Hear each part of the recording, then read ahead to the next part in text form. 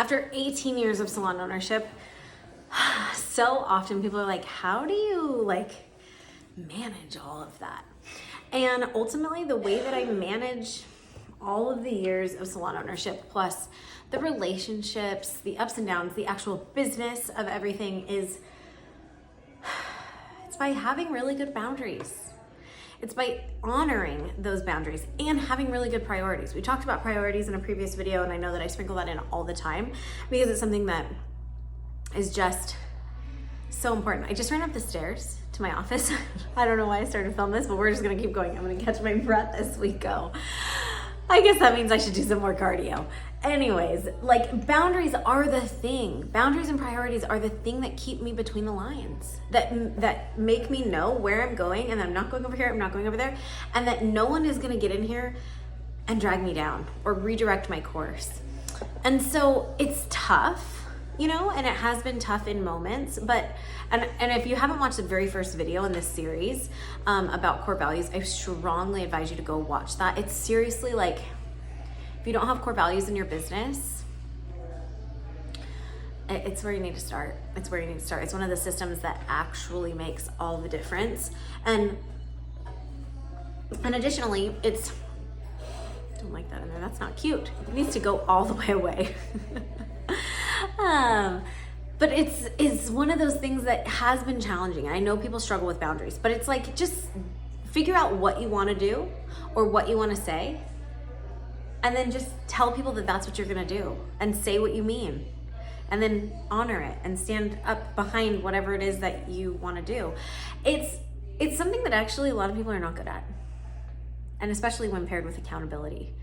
You have to be pretty mature to do that. And so if it's something that you struggle with in terms of your leadership, ask yourself, do I not want this bad enough, or do I not have the skills in order to figure it out? Because if you don't want it bad enough, I can't help you.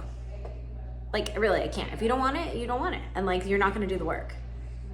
It's just how that goes. But if you want it and you just don't have the skills, it's something that you build. You build confidence in these areas of leadership and in your life, and it will serve you 100-fold in all aspects of your life. But if you do it for yourself, for your business, it will leak into other areas of your life as well. But it's really nice to know, yeah, I'm not available for that. I'm not a match for that energy, for that type of person, for that type of behavior at work, for that, the salon isn't a match for that. And that's okay. It's okay to say those things when you know it's really what you want and it's really what's good for you and for the business. It's why it's so easy for me to fire people.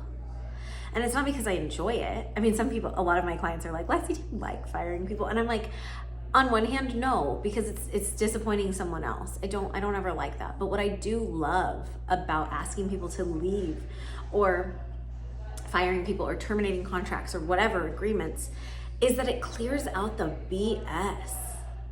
It gives me more space to do what I am so freaking good at, which is bring in the right people and figure it out and help amplify them in their businesses and help them grow in their salon businesses if we're talking about coaching clients. And in my salon, we talk about growth for the stylists, for their businesses. It's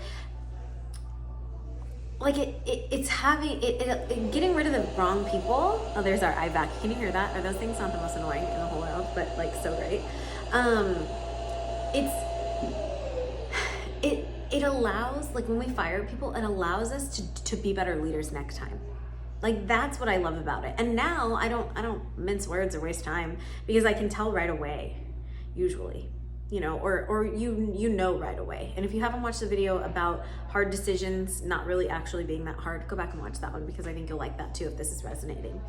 But it's just, boundaries we need them. We need them in all aspects of our lives, but we especially need them as salon owners, because we are so casual, we are so familial, we are so communicative in the salon with the people that we work with every day. So there are just things that I don't talk about. There are things that I just won't talk about with staff, and there are things that I don't allow to be general conversation in the salon. I'll be like, whoa, this is not for us. And I know that there's been videos about that as well. And so I really would encourage you to think about what are you a match for in business, and then build your boundaries backwards based on what you want.